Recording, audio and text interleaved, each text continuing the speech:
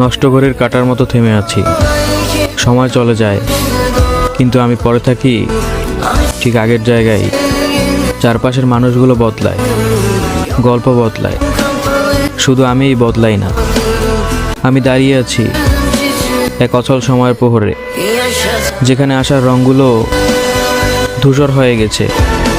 প্রতিদিন সূর্য ওঠে, আলো ছড়ায়, আমার ভিতরে অন্ধকারে কোনো আলো পড়ে না।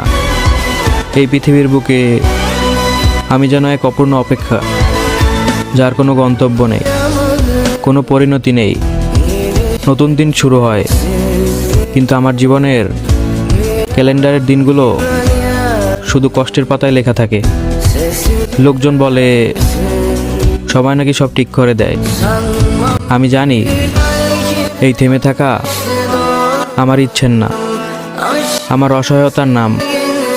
তবুও বাঁচি এই আশা নিয়ে যে কোনো একদিন আমার নষ্ট ঘড়িটাও আবার চলতে শুরু করবে।